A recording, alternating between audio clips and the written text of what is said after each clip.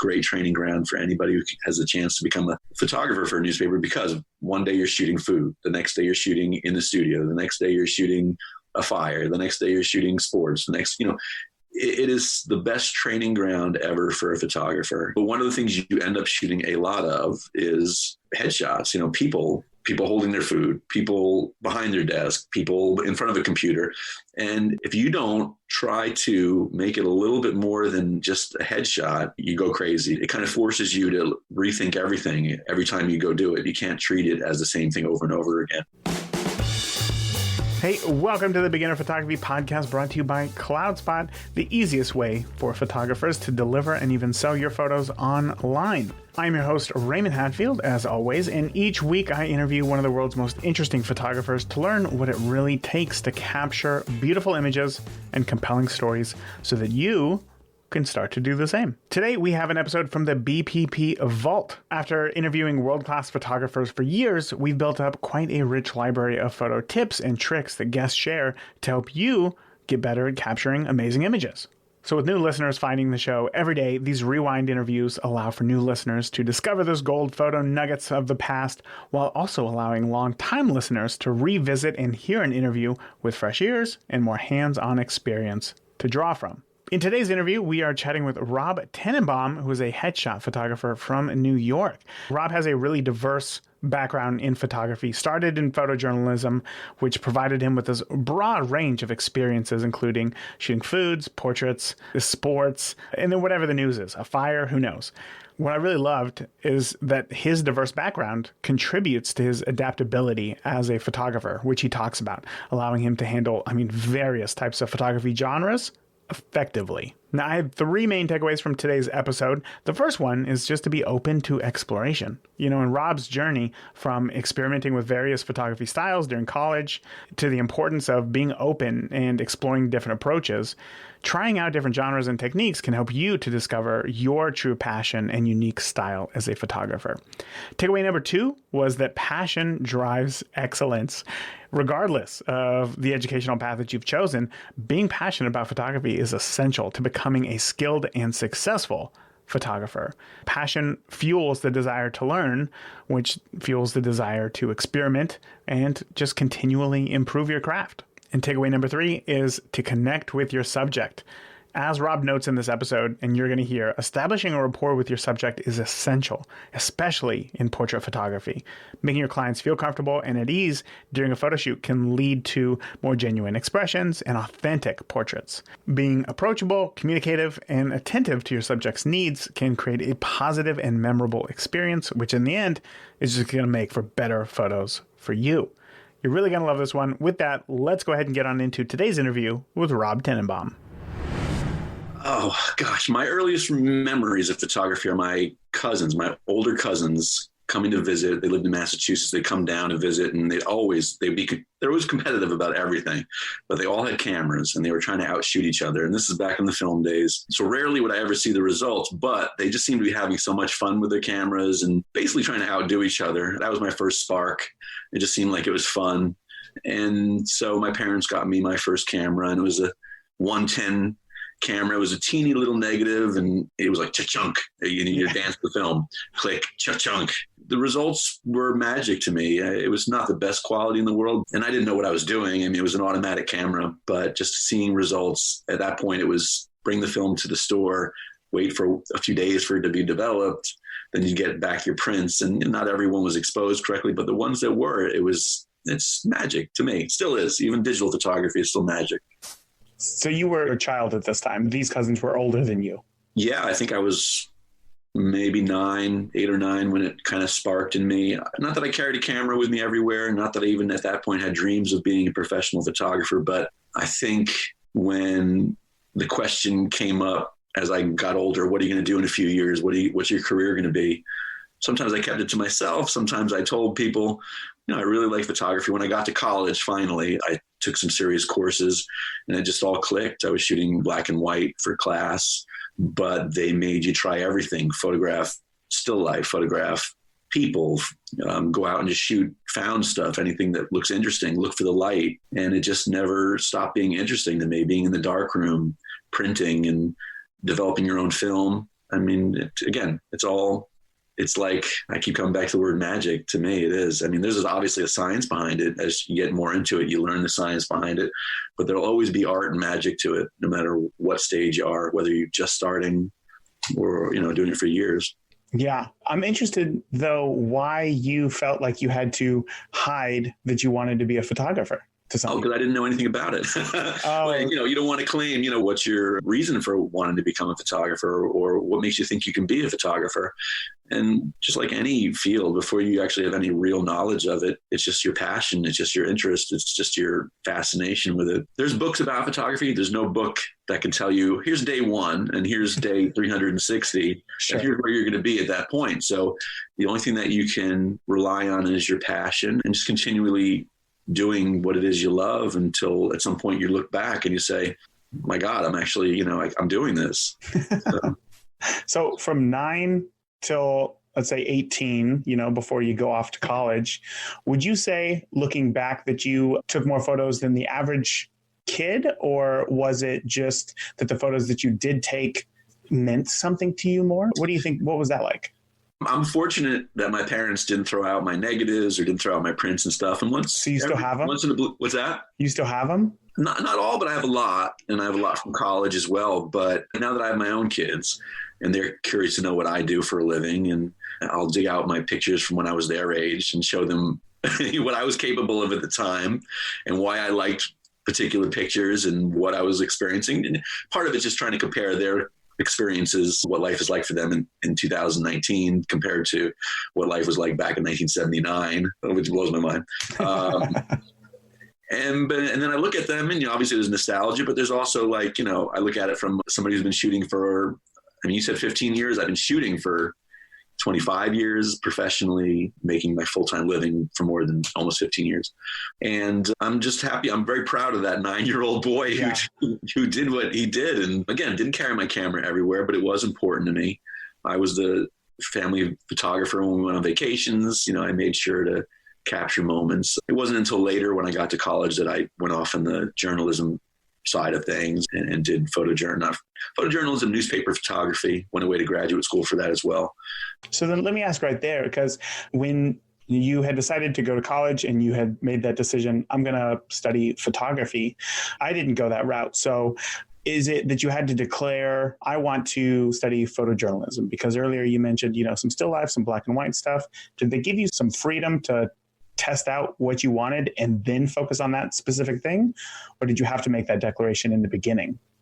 Well, I went to a liberal arts school where they had all sorts of different specialties you could major in. There was no photography major. I didn't go to a photography school. I went to a liberal arts school where I definitely wanted to study journalism and photography. It just seemed like this natural fit for me, telling a story. Luckily, we had really good professors. There was only a couple of them, and they let you pursue what you wanted. You had to do the required assignments, but they let you pursue the particular avenue you wanted to. So they said at the end of the year, do a project that you want to do. So I tended towards the storytelling, the photojournalism style photography, where some people may have done still life or whatever, as long as they were looking for somebody at the end of the year to be technically proficient, understand composition, that kind of thing. So there was a lot of freedom. And the one thing that was really the clincher for me was they did bring in an adjunct professor, and this woman was a photojournalist, and her name was Sue Dooley. And she just happened to be the wife of the director of photography for Newsday, which is the newspaper on Long Island. At the time had a circulation of this. It was the 5th or 6th biggest newspaper in the country. So I loved what she did. She appreciated what I did, my enthusiasm. And one thing led to another. I got the internship at Newsday, and that was it. From that point on, my career kind of just went from there. So it's not necessarily what you study. It's what you pay attention to, who you surround yourself with. Again, if that woman had never shown up, maybe I would still be where I am, but I don't burn bridges, and I try to learn from everybody I meet. Some people you learn a little bit from, and some people you learn a lot from. So my professors at the school were great, and they knew how much to push you. They knew how much to lay off, and they could tell when you were putting in an effort. So, and then that's the important thing. It's not enough that you get a grade. It's enough that you earned your grade. That's something that I always wondered, especially now, maybe just because I'm younger, but there's the shift towards kind of moving away from formal education, specifically college, maybe not so much like a trade school. I had went to film school, so it was just all about film for cinematography. So I didn't go to a formal 4-year college. But the people who I've talked to who have gone to that 4-year college have so much praise for it. Do you think that having that formal education, that structure, really helped, or I guess how did it help form you into the photographer that you are today? Yeah, no, again, it's the passion. 4-year college, I could have gone to Maryland. I went to this school called Hofstra. It's on here on the Long Island. Actually, I ended up settling about 15 minutes away from it. I applied to a number of different colleges. I didn't know what I wanted when I went to college. So 4-year college is great if you show up, work hard, play hard, and use the degree that your parents or all the loans paid for. I mean, but again, whether you're an accountant or a photographer, be passionate about it. That's all I can say. I mean, some people just took it as an easy A or an easy B or whatever. They just didn't, I know those people, they came and went, but it was the passion of the people. There was just a few of us who really took it seriously. We had good teachers. A 4-year degree kept me, I was able to do things like the journalism side of things, which at the time was more important to me, or as important.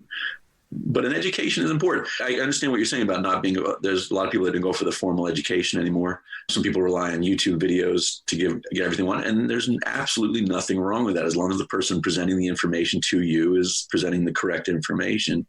Because there's a million different ways of doing things. But there's always a wrong way of doing things and a right way of doing things. And one of the best things about the 4-year education or getting taught in person is to having that instant feedback. So not to jump too far forward, but when you become a professional, unless you surround yourself with other working photographers, it's hard to get that feedback that you necessarily would get. So I think everybody, or at least the photographers I do know, we kind of plateau at some point. We're kind of like, we want to break into something new. And all of a sudden we're in that, we become beginners again. Like yes. As a still photographer a few years ago, wanting to get into more video because digital SLRs allow you to shoot video also.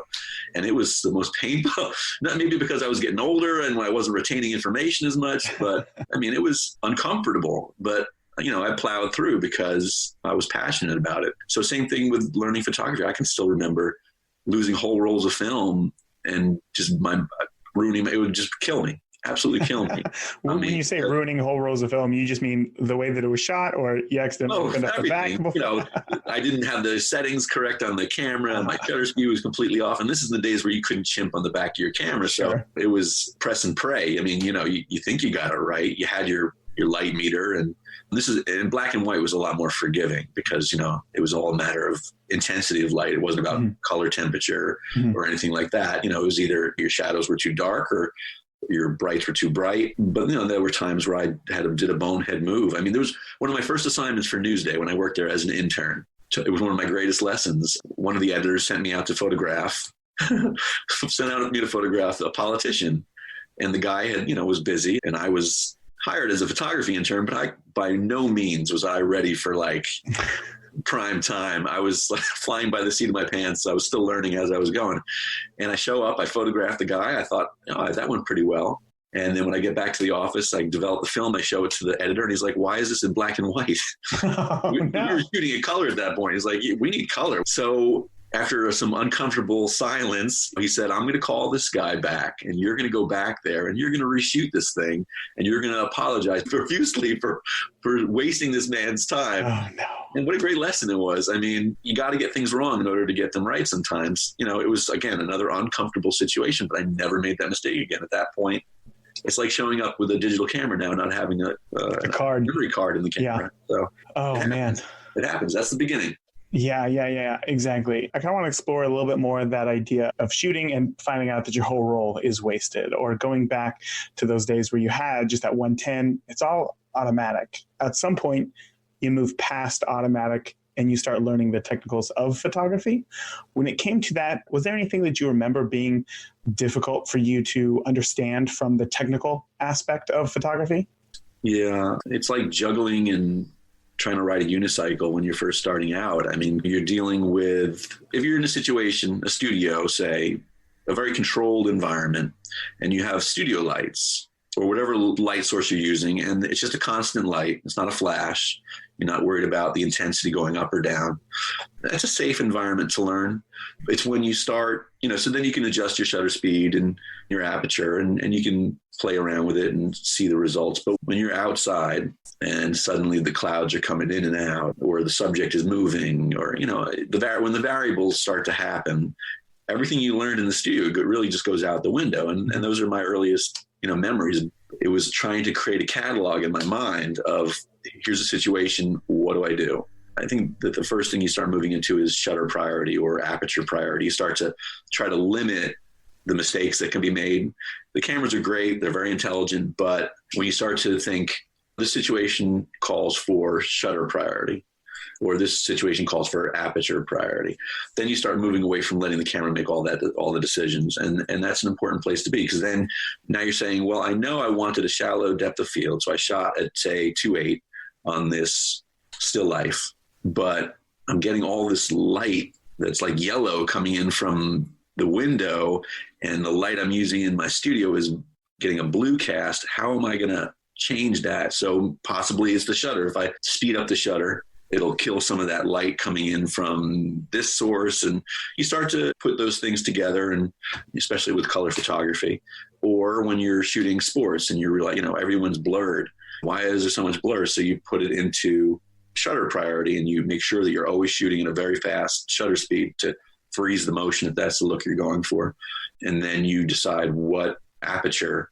If you put in shutter priority, then the camera is going to figure out the aperture for you, and you can learn that way. And again, when we were starting out with film, if you didn't write, keep a diary of every exposure that you made, which was nearly impossible when you're out in the field just doing stuff. If you were doing still life, absolutely a great way to learn what shutter, what aperture combination makes what result.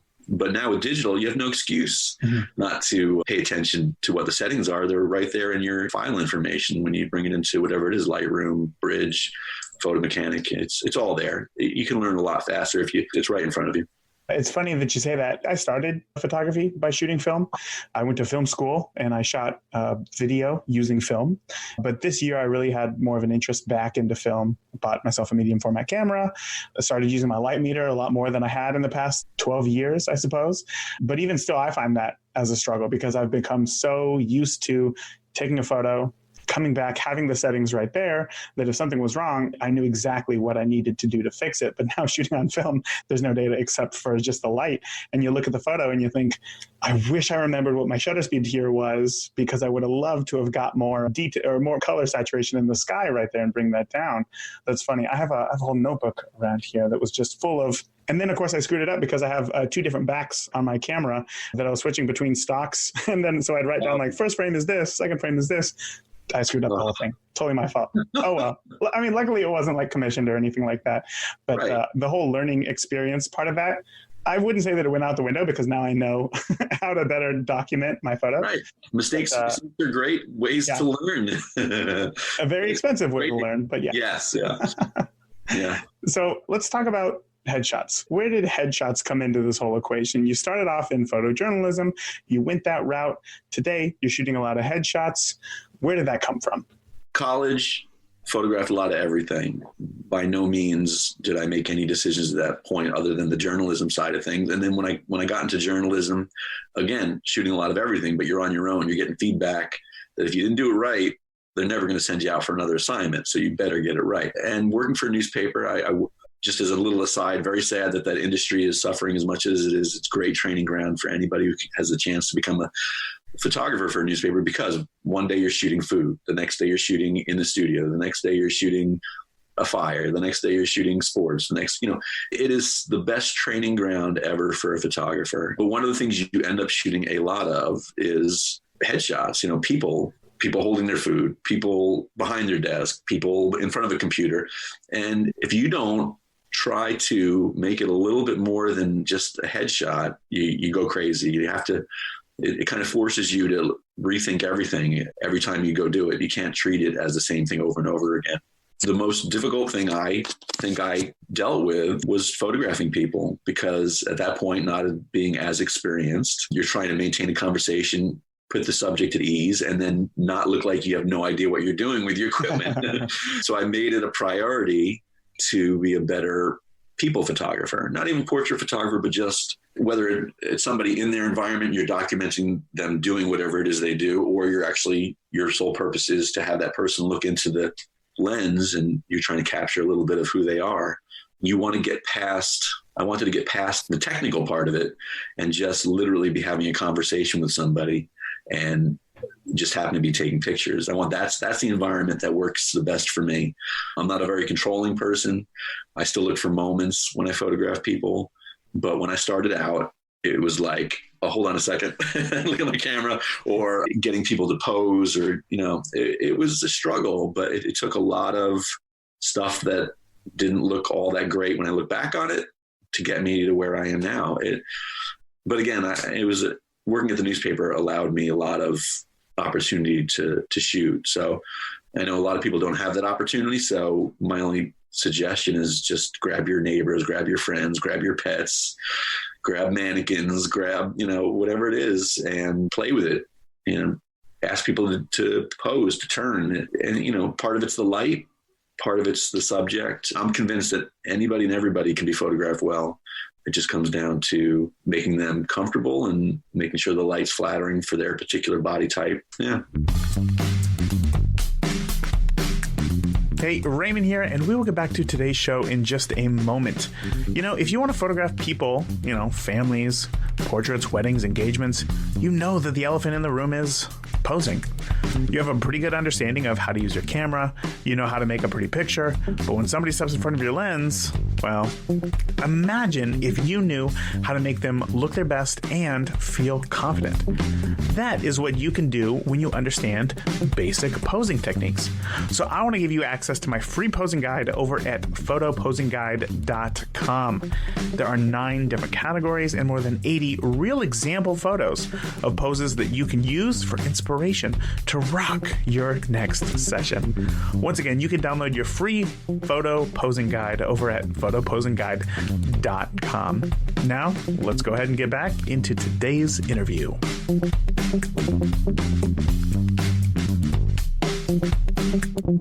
I think that's definitely going to be one of the memorable quotes from this episode. Anybody can be photographed well. I love that.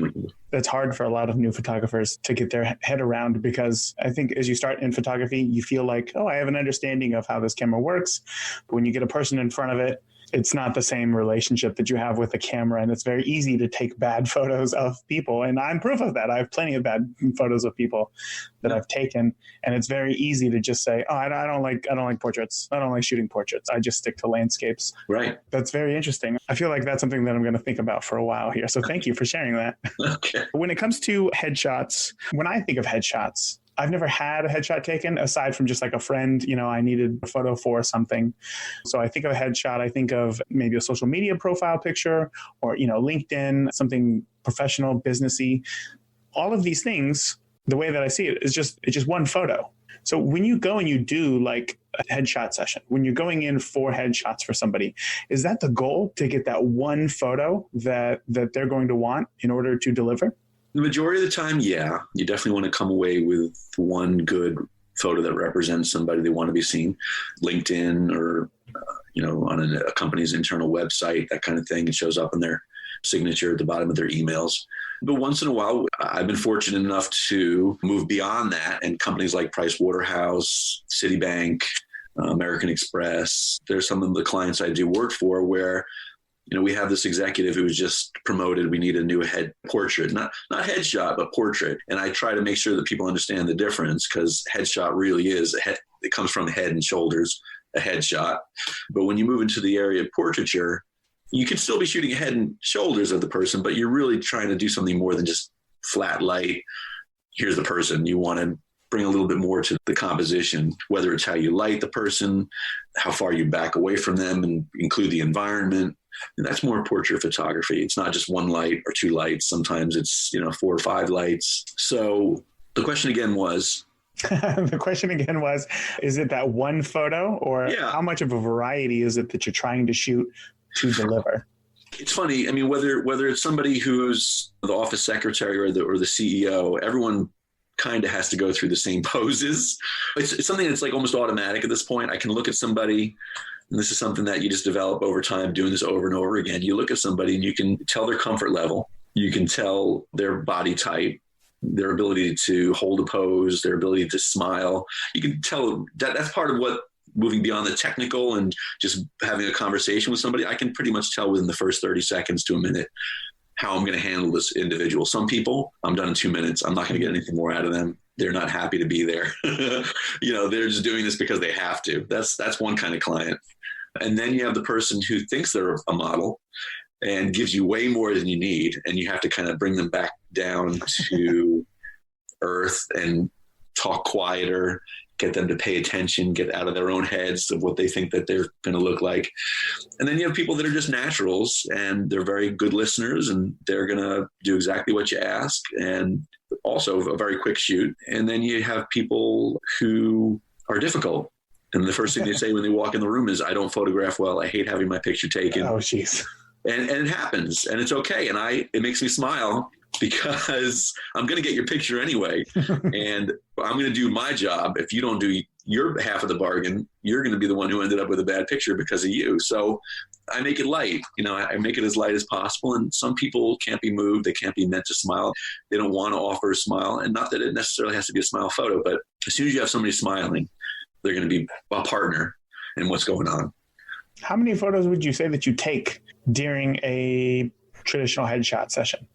So here's the funny thing. When you're photographing 50 people in an office, you got a limited number of time. Of course. So again, having that experience with shooting people, knowing you're seeing a person, you know what you're going to get out of them, you still make them move pretty quickly. I always start straight on, and we're talking just head and shoulders here. And then you do certain things on the left shoulder, and then you do certain things on the right shoulder. And then it's just a matter of bring your chin more towards camera, bring your chin further from camera, give me a little tilt. I'm always coaching people along the way, and I'm making sure that I try not to keep both hands on the camera.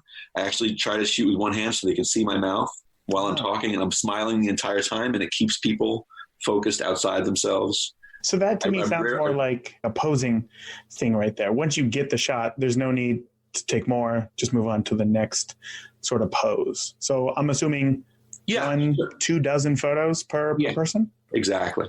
Thank Okay. you. Yes, that's what we're getting. But yes, I mean, rarely, there are times when I don't, literally, somebody has me come in to photograph their entire office, and you can shoot 20 frames.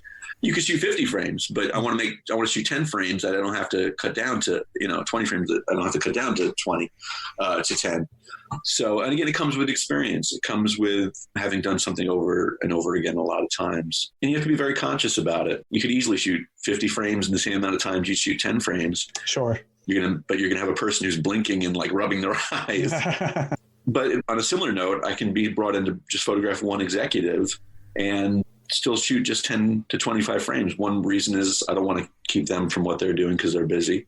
So it's more of a mental prep ahead of time. If I can do a site visit, I do a site visit ahead of time. I try to get as much advanced knowledge, what they like, what they don't like. And when you're dealing with their executive assistants, they're pretty good about filling you in on personality things. So I can kind of mentally prep myself for that. The other side of the things is back to shooting 50 people in an office. Nobody has the luxury of time. Nobody has the luxury of giving it all. You hope that people show up with their makeup on and a good attitude. When you're photographing your friends, your family, pets, whatever, then that's the time you get to learn.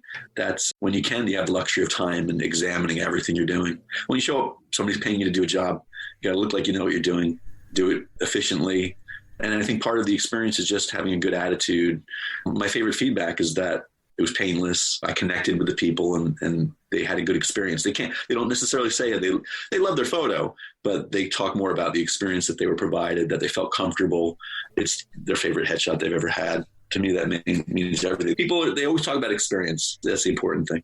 Yeah, it's interesting because you mentioned there that you want to make it look like you know what you're doing. And it's funny that as somebody who's been shooting for so long, you still feel that way, because sometimes I feel like, what am I doing? If I have this feeling, is there something wrong with me inside, But then you also brought up the making those micro adjustments, like, turning the head a little bit this way, left shoulder, right shoulder, doing these things. Are you doing these different adjustments more of that way of making it look like I know exactly what it is that I want, I'm going to go for this look? Or is it, how much of a difference do these I mean, seemingly to me, such small adjustments really make to the final outcome of a photo. And how are you making those decisions? Wow. Yeah, that was like a 7-part question there. So if you get any of it, I'll be excited. No, it's a great question. Is one, again, I hate to fall back on it becomes automatic after a while. I think everyone look, when everyone looks at anybody's portrait or headshot, it's good or not.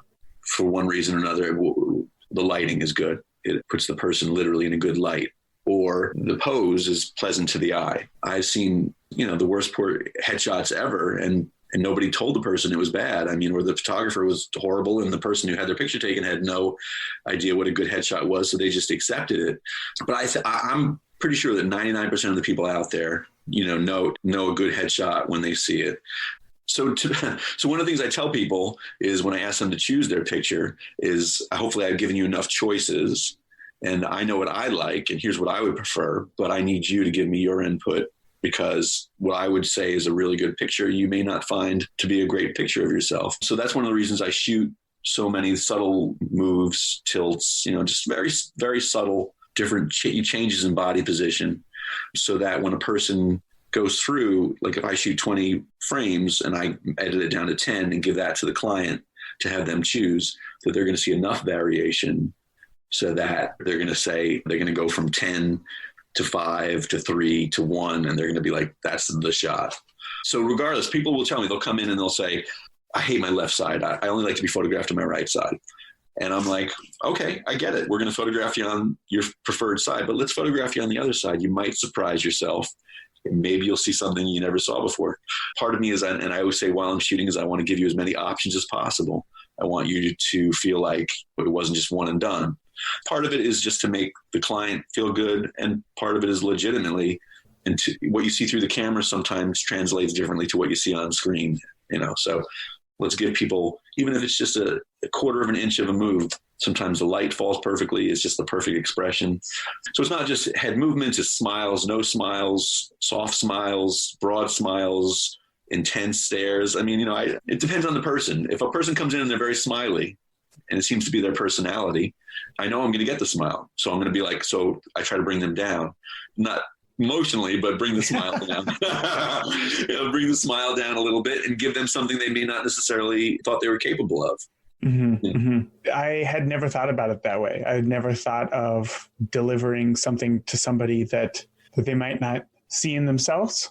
I had always looked at those minor adjustments as the photographer's way of, like, I always thought that I was missing something. What are they seeing that I'm not seeing? But I never thought about it from that client's perspective of seeing, because I've seen photos of myself that I think that I look good, and then I see the photo and I'm like, I look like trash. And then it's also the exact other way around. That is, again, it talks about that experience. And I think another part of the client experience is always like, what comes next, right? So we have the lead up to it. You try to get information from, say, a secretary of an executive's preferences. You go do the shoot, say that they had, oh, this was so great. This was a great experience. And the next is that delivery process. So when it comes to delivering photos, I'm used to delivering close to 1,000 photos for a wedding, right? It seems substantial. Yeah. When it comes to delivering headshots, what is that delivery process like? Because oftentimes this could be the last interaction that you have with somebody. Is there anything that you do to make it special, to stand out for them?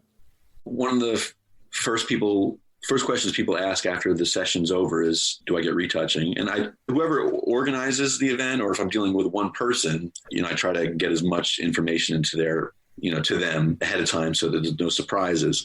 But say on one of those 50 to 80 headshot days, 50 different people I'm photographing, I'll try to explain to everybody. Well, let's go back a little bit. There's two ways of delivering. One is I do the shoot, I edit it down to the best, say 10 pictures, and then I create a proof as a PDF, and I email that directly to the person who I photographed or to the person who organized it. They distribute those.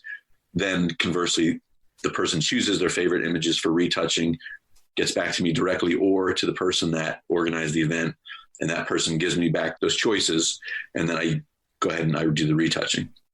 And then I deliver back a high-res file. So one of the first things people ask me after the session is over is, do I get retouched? And they get very excited about that.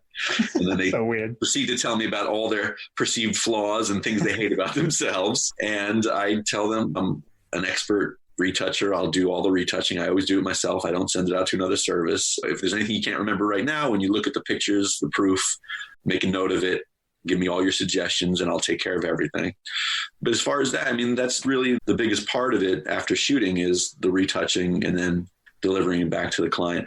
And we also always just discuss the specs. You know, I try to, if there's a company protocol for file size, file dimensions, I try to get that ahead of time too. But typically a business portrait, unless there's a request otherwise, I give back to people as a square and also as an 8x10 square. You can plug right into LinkedIn.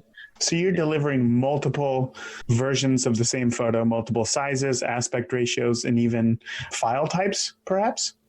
Yeah, perhaps. JPEGs are pretty much standard unless somebody needs something otherwise. Is it just something as simple as a Google Drive link? Here you go. Enjoy. Have a great day. Or is it something more substantial as far as delivering those? 5 years ago, a DVD, CD, thumb drive. But nowadays, everyone's pretty, some of the larger companies have firewall issues with Dropbox and some of the delivery services.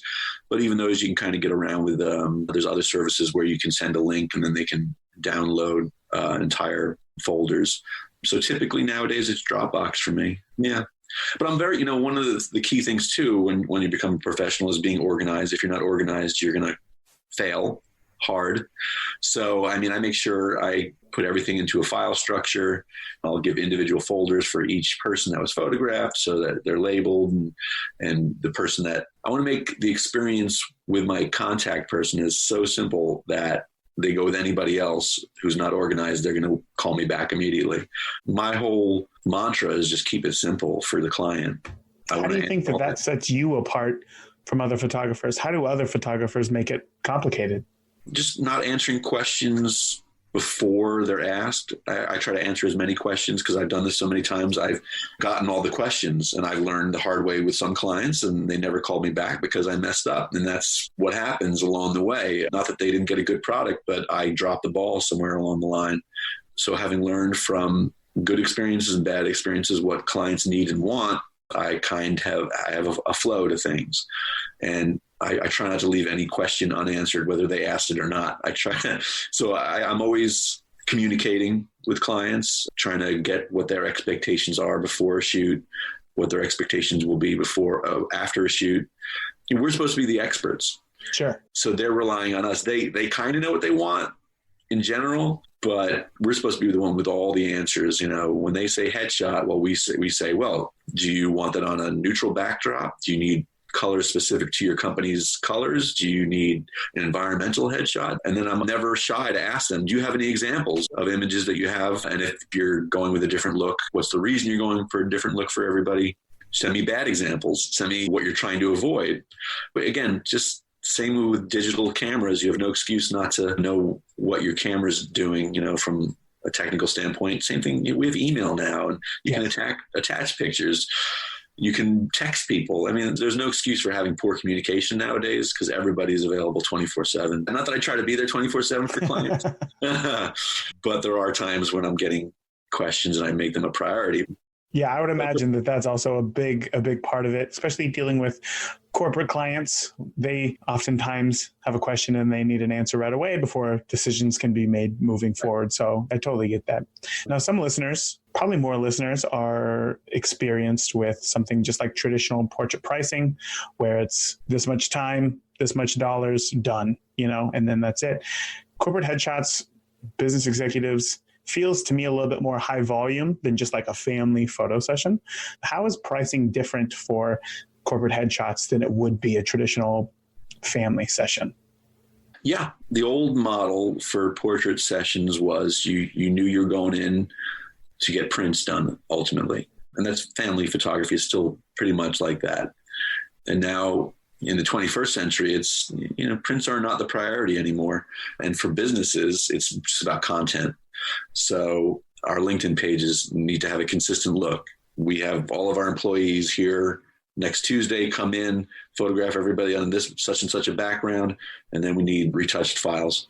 And so I structured around my time, the number of people that are being photographed, the budgets of some companies. I mean, there's no maximum on what I'll charge, but there is a minimum. I mean, to make it worth my while, I have to charge a minimum amount. I mean, I live in New York, or, the New York area. 90% of my clients are in the city. In order to provide the service I provide, I have to charge a certain minimum amount. So whether you have one person or 50 people, there's going to be a certain amount I'm going to charge. Just real quick, though, how finite does that get? Is it like for every person, there's a certain additional charge, or is it 1 to 10 people, it's this much, 10 to 50 people, it's this much, 100 to 200 people? The latter. Yeah. Mm-hmm. What you're saying. So it's a sliding scale. One of my clients, a law firm I shoot, they bring me in fairly often. They're a really big firm. And we established when I first started doing the work for them that this is the amount I'm going to charge. Let's say I think it's like $300 a headshot. But some people, may say no matter how many people I photograph, it's going to be $300, whether it's 2 people or 20 people. Mm-hmm. I just don't think that's good business. And nobody's going to become super rich unless you become famous as well as a photographer. So let's just be good business people. So that client, if they, for every person they add on to that, I'll start ticking down the price. And then there'll be a minimum, like the least I'll charge them per person is say like 150.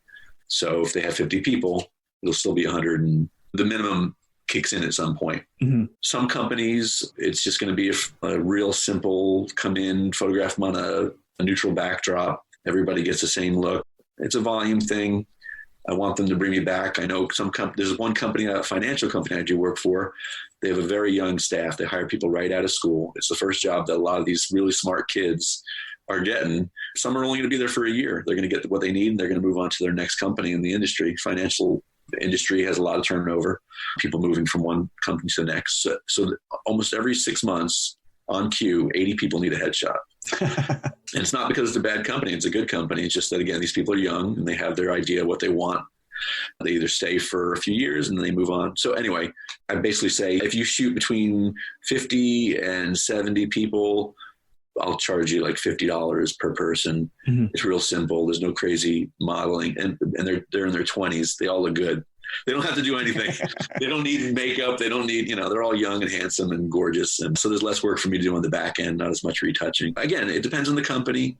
I wish there was one set price for everybody. There's probably a handful of people in the world that can say, you can't get me for less than $1,000 a person. Mm-hmm. I'm not one of those. I work within companies' budgets. But again, there is a minimum.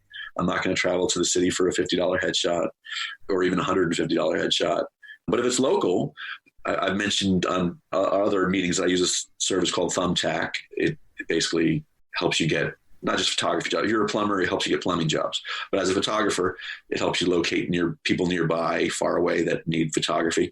If there's somebody that's 5 miles away, I'm not going to charge them what I would charge to go to the city. I'm so happy not to have to get on a train or drive over a bridge. I will do a headshot for $100 or $125. One of the reasons I will is because I love doing what I do, and any day shooting headshots or an event is so much better than digging ditches or whatever, Right. Digging ditches. So, sometimes it's a business decision, sometimes it's a personal decision, but when it comes to big corporations, that's how it works. They can pay, so I have them pay. As I said, I'm totally oblivious to the whole world of more volume photography. So that pricing model is completely foreign to me. And I appreciate you kind of sharing those nuances there. There is a lot of things that I would think that it would make sense to have like one set pricing, but the way that you talked about that makes a whole lot more sense than I would have imagined. And I know that those listening had to have got a lot out of that. So thank you for sharing that. Sure. So let's talk a little bit about lighting, because photography, as we know, lighting is very, very important stuff. And you, as a professional working photographer, probably bring more lighting gear to a headshot session than I'd probably do to a wedding. Where do you suggest those who want to start shooting headshots start when it comes to buying lighting equipment? What do they need? Like, what are the basics? Basics. All right. One light is good enough, but better yet, get 2 lights. Now, I'm not recommending any specific brand, but if cost is an issue, don't worry about having to spend tons of money. There are tons and tons of great pieces of equipment out there that won't break the bank. For a long time, I shoot Canon. So I was using 580s or the 600 series, whatever I have. The Canon branded flashes. Canon flashes. There is several Chinese companies that make knockoffs are almost identical. That they're not going to last as long, or I don't trust them. I've never bought them, but they are very similar. I mean, they're almost identical. They work TTL. The buttons are in the same places, and they're half the cost. But beyond just having a flash, if you decide to use flash, you need modifiers. You need umbrellas, soft boxes, those type things. There are a million different gadgets out there to help modify light. For a long time, I was using a lot of silly modifiers, and then eventually I came back to umbrellas. Umbrellas are just terrific. Little umbrellas, big umbrellas. The main thing, though, I do is I get one that you can take the backing off so you can shoot through it. You can put the backing back on it and bounce into it. And you can also, the most important part for me is the diffusion cloth. You can put a layer of diffusion between the light bouncing off the inside, and it goes through a diffusion cloth and then obviously onto the subject. It's versatile. Sometimes I don't know what I'm getting into when I go to an office. I have a big umbrella if they have high ceilings. I have a smaller umbrella if they have low ceilings. And if they have really low ceilings, I bring a chair so they have to sit down and I can get my light higher than the subject. Sometimes it's not, the lighting gear that's the most important thing. It's you get into a situation where you're not prepared. So I just try to be prepared. I travel as light as I can, bring as much variety as I can, so that depending on the situation, I've gone to some offices where they had virtually no room to move in. So I end up using window light as like a second light source. Like right now over your shoulder, I can see right now there's a little bit of that rim light there. Mm-hmm. That works great. You have a 2-light setup. As far as I'm concerned, that's a wonderful 2-light setup. You got the main light off to one side and you got your rim light over there, and that works great. That's a really good place to start for headshots. But then when you get into lighting styles a little bit more, you might want to try something that's a little more glamorous, like a clamshell, especially for women. It's a little more flattering is you get one softer diffuse light above the subject straight over. So you get a butterfly under the nose, and then you have another umbrella or diffused light underneath that's not as strong as the one up there. So it kind of fills in the shadows a little bit, fills in the shadows under the eyes, fills in the shadows. And more importantly for a lot of women is women that don't have extra chins think they have extra chins. You want to get rid of the shadow under the chin there. And that's a wonderful light too. And then you can start, you can have that one light here, and then you can start adding other lights and getting, rim lights behind. The sky's the limit. You can go crazy and do a super number of lights set up. So when you show up then, how do you make that decision? Say that space isn't an option or isn't a problem. How would you approach it? Well, again, going back to answering questions before they're asked, I try to get as much information about the look that the particular company is going for so I can have that set up in mind. And I ask them, are your ceilings, how high are your ceilings? And some people have never thought about that question in their entire lives. And all of a sudden they're like, oh, I really don't know. And I'm like, well, give me an estimate. And that way I'm prepared. I bring a chair if I have to so that people are sitting so I can have my light higher than them. Because I've been in so many offices when I first started out, especially, I didn't ask that question. I'd show up and suddenly I have no way of getting that light any lower without it being like directly on them. And it just, it doesn't work for a lot of people. So again, ask questions and ask those questions ahead of time. But when you don't have the benefit, when things do change, I've come to complete agreement with somebody about the picture that they're expecting to get. And then I show up, oh, that conference room can't be used. We have to go in this different part of the building. And that's when, you start sweating. Even though I've been doing this for years, I still start to sweat a little bit. I'm like, all right, what am I going to be up against? What am I going to have to do to make this happen? And odds are you can make it happen. If you can't, then you just have to explain to them, well, here's what happened. The room that I expected to work in is not, we have to use a different room. Here's what I have to change some things. It's rare, but it happens. And again, usually pretty understanding of that. Like if that's the situation. Yeah, most times. Most times. I would hope so. I mean, if it's out of your control, you can only do so much. It's amazing what you can get away with and you just smile and use please and thank you and all that. Yeah. So. That's great. So before this interview, I was looking at your website, and on your About Me page, you say on your website that you bring, quote, the best professional equipment with you to your shoots. Now, I know that many of those listening probably, they're new photographers, probably don't have access to real professional equipment. Right. As somebody who doesn't have access to real professional equipment, are they still able to take acceptable headshots? And if so, what should they do to focus on getting the best results? Yeah. Yeah. The old saying, at least in the news business, is the best camera you have is the one you have with you. Mm-hmm. So everybody's walking around with an iPhone or a Samsung, whatever. Everyone's got a camera on them nowadays. So from that standpoint, no excuse. You can take a picture wherever you go. If you're moved up to an SLR, again, that's the camera you have. Make it work for you. You may not have the best lenses. If you can, invest in better lenses. The body is not as important. But that being said, if you have not the top end, you have an acceptable camera that works, I would say it's absolutely possible to make professional quality images with what you have. It comes down to the pilot, not the plane. So make sure that if you're passionate about it, just keep shooting and learn from your mistakes. When you don't get what you want, you've just gotten experience, and learn from that experience to ultimately get what it is you want from the pictures that you're shooting. And the first thing when people ask me for advice, I love to take pictures. How do I become a professional photographer? Well, what do you like to photograph? Some people, they like to photograph everything. When I was starting out, I liked photographing everything, but I was totally intimidated by photographing people. So I made it a point to do what made me most uncomfortable, so that some point in the future, it wasn't the most uncomfortable thing in the world anymore. It was just another tool in my kit that when I was put in a situation, it wasn't something I had to stress out about. So when I say that on my website about having the best, most professional gear possible, I think I wrote that because I'm not going to say I'm a Nikon shooter. I'm not a Canon shooter. I'm not going to put specific bodies because there's always a new camera or lens coming along. I just want people to see me as a professional. When I show up and I have the camera that I have, it's not a question. They don't know. Some people are like, oh, is that a Canon, this and this and this? Oh, yeah, blah, blah, blah, blah, blah. But 90% of people are just like, oh, it looks like a professional camera.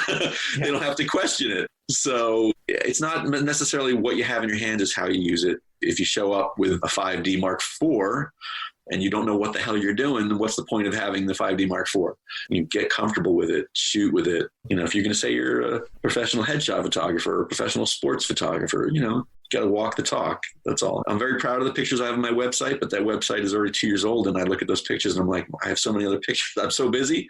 I got to update those pictures. I got to update my website, but got to find that time. Some of those pictures were shot with 5D Mark IIs, 5D Mark IIIs. Now I'm shooting with 5D Mark IVs. It's when you look at my pictures, I'm hoping you say, well, he shot that with a really good camera. I want people to say, that person looks really good, or or it just looks professional. So to me, a camera is a tool. It's a hammer. My job as a photographer, I'm going to get the picture I want. I'm not going to show up and twirl my camera around and say, this is the best camera anybody's ever going to use. Yeah. It's in the results. So then I don't want to rephrase the question because I think that you answered the question that I had very well, but maybe thinking about it from a different angle. And this will be my last question because I know that I've kept you longer than I said that I would. But what is something that anybody listening today, maybe they just have that entry-level camera, right? Maybe they just have a phone. What's something that they can do today to take a better headshot? Whew. Well, when you're all first starting out, everyone's going to be coming from a slightly different level, but it's really, you just can't shoot and then say you're done. You really have to look at your work. And I still do this as a professional. I look at everything I've done from a particular job and I see what I could have done better. I think what you can do is, it's one of the things that my professors encouraged us to do 25 years ago, is look at a lot of magazines, look at a lot of websites, see what you think looks good, even what you think is bad, and then try to duplicate particular looks. Before you can be yourself, you have to kind of be somebody else in photography. You have to kind of emulate other styles, and then eventually you'll find your comfort place where you feel like you're seeing things the way you like them to be. So, but as far as headshot photography, if you're not a people person, don't become a headshot photographer. So maybe that's it. Maybe just learn how to interact with people before you pull out the camera. I think it's important. I'm an introvert. I got to tell you, when I'm not shooting, I want to be home and hanging out with my family and not going to parties or whatever it is. That's part of being 50 years old almost. But when I'm with people, I feed off of them. If that's your personality, where you meet somebody and you can find something interesting in them, then you could be a portrait or a headshot photographer. If you're not, then look at landscapes or look at still life photography, because photography itself is just such an amazing gift. There's an outlet for every type of personality. For me, I'm comfortable in a lot of different fields. But for me, what keeps me coming back to portrait photography is meeting the people, meeting organizations, helping individuals and organizations present their best self, because literally headshots are it's usually the first impression that an outside person sees of an individual or a company. So I take it very seriously, whether it's for 50 people or for one person. I try to make sure that the person is seen in the best light, and I never leave until somebody's happy, with their picture. I really want people to feel good about themselves, not just the experience, not about me, but I want them to feel like they're proud to have that image represent them. So somebody's just starting out, I think for portrait photography, learn the technical parts of photography, but be comfortable around other people. And don't be afraid to be who you are when you're photographing people. I can't imagine saying it any better than that. So, Rob, I got to say, thank you so much for your time today. You've shared a ton about this world that I know nothing about. And I feel like I know just a little bit more today than I did yesterday. And for that, I want to say thank you. And I hope that the listeners feel the same way as well. And if they don't, then they just must have had it on mute or something and not listened the entire time, because you did. You shared it. Yeah. Look at this face the entire time without sound. Oh my God. You shared a ton of great stuff. But before I let you go, can you let the listeners know where they can find you and your work anywhere online? Yeah, my corporate photography site is www.robtphoto.com, ROBTPHOTO.com, and it shows all the work I've done with celebrities and TV work, corporate work, individual portraits, editorial style, and there's even some still life on there as well. But there's some good celebrity stuff too. It's kind of fun. So, check that out, even just to see the celebrities. And then the one business I don't advertise that I still do on referral is my family portrait and event site. And that's www.firstframesphoto.com, FIRSTFRAMES photo.com. And there'll be weddings on there and newborn portraits, different lighting styles, different kinds of clients, but hopefully it speaks to my diversity. I hope you enjoyed today's Rewind episode. Remember, photography is not just about creating art. It is about documenting the world around you as you see it. So go out right now and tell your unique story through your camera. Until next week, remember, the more that you shoot today, the better of a photographer you will be tomorrow. Talk soon. Thank you for listening to the Beginner Photography Podcast. If you enjoy the show, consider leaving a review in iTunes. Keep shooting, and we'll see you next week.